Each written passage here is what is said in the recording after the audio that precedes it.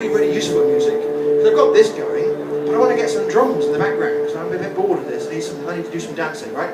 So, how do I get some drums? Well, I create another live loop, which is another thread of execution. I'm going to call it drums, and I'm going to synchronize it with foo, so they're working at the same time.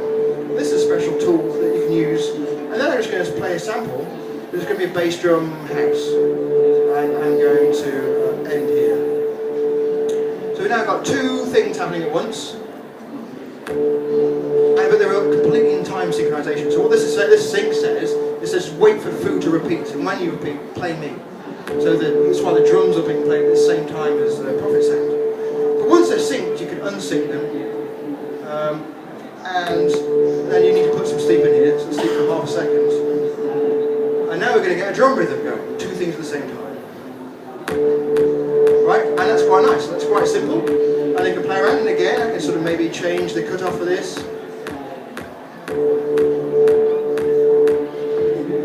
So bring this in.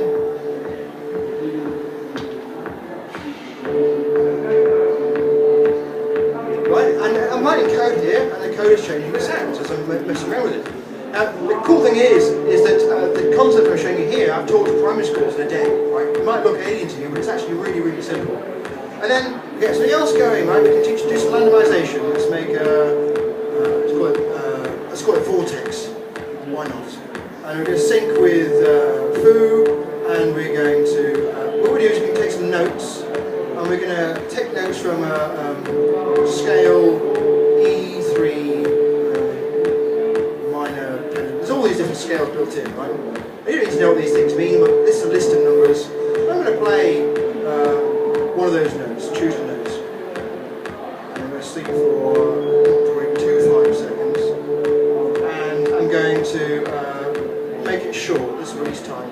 All these things, you might not know what they work, there's documentation to describe all these things. So let's get that synced.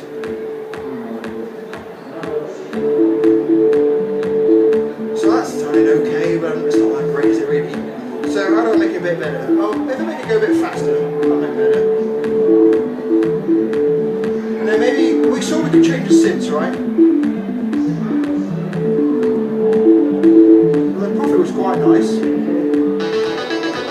it's starting a bit better, right? But it's a bit too annoying, so I wanted to change it a bit. So we saw we could change the cutoff value.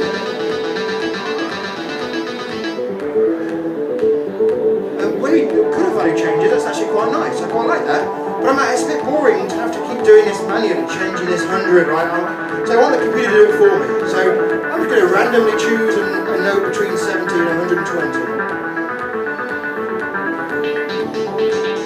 Right, we're off, right? We're doing it. And we can now start to do even cooler things. So if I do this 16 times, right? It's just working like this. But I can start to add effects.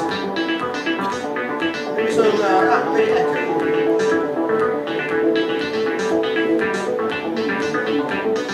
Around.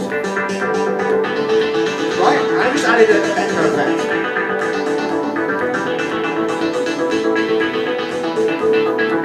I can change the phase time.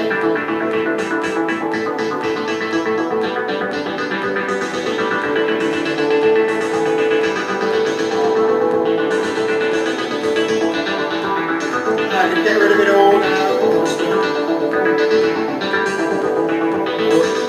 Syntax is right.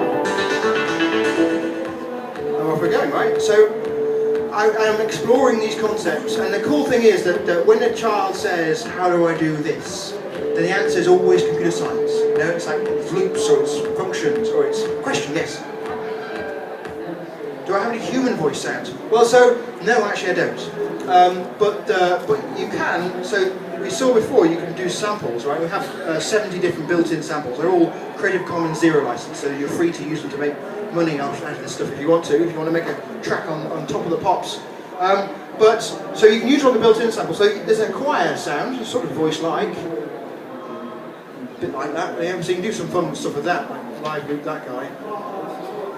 Oh, I've switched around the windows. And sleep for 1.25, well, this will do.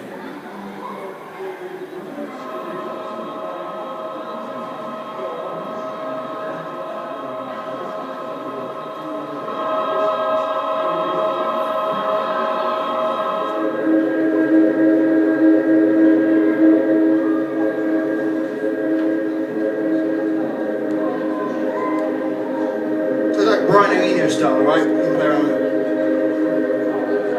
So you can start to do that, but because it supports samples, you can just record your own samples. So you can just take a tape recorder or iPhone or whatever, record the sound of trees or the sound of like an explosion or whatever you want to record, or headmistress screaming down the corridor, and then play that with reverb backwards, right? You can do that. And how long have I got, by the way? How much time have I got? I'm still good for time. I've got 5 minutes left. What I'd like to show you is that why I'm most excited about this is that it's not what I can do, it's what other people are going to be able to do with it, which is really exciting to me. So I can start to show you what I can do with it. But the reason why I'm trying to think of the way to explain this. I think it's very important when we're teaching stuff. Well, when I want to be taught stuff, I really want to feel like there's a pathway from where I'm going to somewhere decent or somewhere interesting.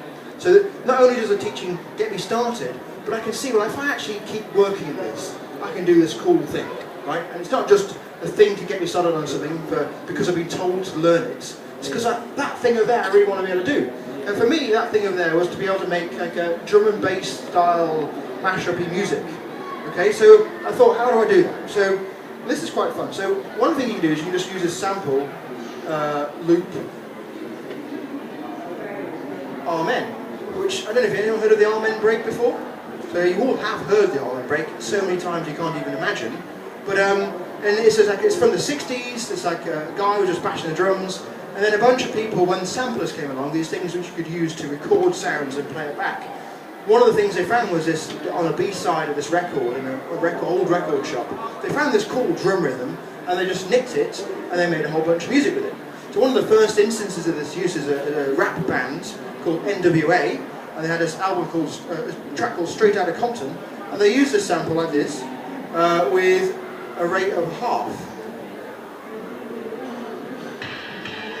And they just rapped on top of that, right? And that was looping around. So let's do that, hear that again. And then later on, Bristol people went, oh, that's quite like, we like that sample, let's play it a bit faster, right? So they did it normal speed. This sort of drum and bass was all around this. And this is that same sample, ran and mashed up, right? And then, of course, people didn't stop there. You can make it faster. What does that even sound like? That's where Gabba and jungle music came around, right? So that's just rate 1.5. You remember that from the 90s, right? So there's 3 genres of music with 3 different numbers. And the cool thing is, like, the other one is like this. Imagine what this is. What's this going to do? It's going to play backwards. Let's hear that. It's quite fun, right? So if I'm in my sort of mashup, I want to be able to potentially play all those things and just switch between them, but get the computer to do it for me. So how can I do that? This is about this credible thing, like how can I make something which actually could potentially start to become music? You know, that isn't just a pretty picture that, oh, that's quite nice, but actually I can start to see if I just keep working on this, it's going to go somewhere exciting. So, I'm going to get my live loop going, call it drum and bass, and I need to sleep for the length of the sample, so that it loops around. So I don't know that off by heart how long that sample is. But luckily, I've got a computer could tell me, so I ask it for the sample duration of loop Amen, and it will return me the number of seconds it takes to play, so that I don't have to know it off by heart, right? So this is just going to loop me round. Loop it up a bit, right? So I'm off, starting to make something that sounds a bit like music, but I wanted to mash it up a bit, didn't I? So I'm going to create a list. So this is a sequence of numbers. So I'm going to have, sometimes I'm going to play at one speed, sometimes I'm going to play at half speed, and sometimes I'm going to play in reverse. And I'm going to choose one of those things. So this is like 4 lines of code. One of them is the word end. Quite nice. You should be able to understand that. And that's bashing it up around. But I've got drums with no bass, so let's have some bass in.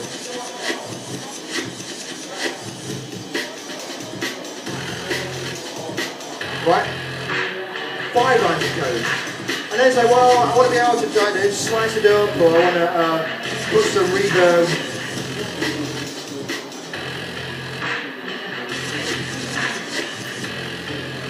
Or maybe, actually a really cool one is Bit Crusher. One of those sample, great.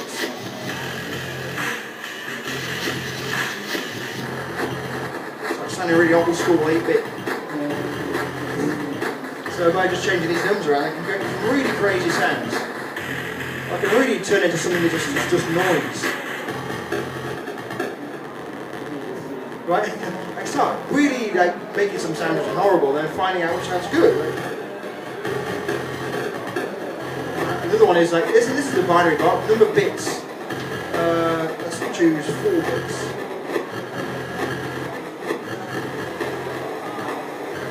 That's nice.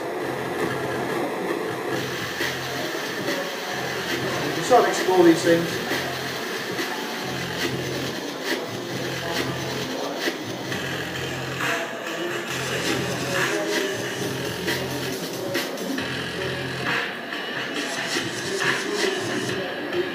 And off we go, right? And I can just sit there for hours and do exactly that, right? And I'm using nothing that's more complicated than I've been able to teach primary school kids in one day. So if you don't know how to use this, then you just need to spend a bit of time to learn it. And one of the things that I really always like to say to people is that I remember listening to this radio interview with a lady who was 100, and she was asked a question. She was asked, "Do you have any regrets? You're 100.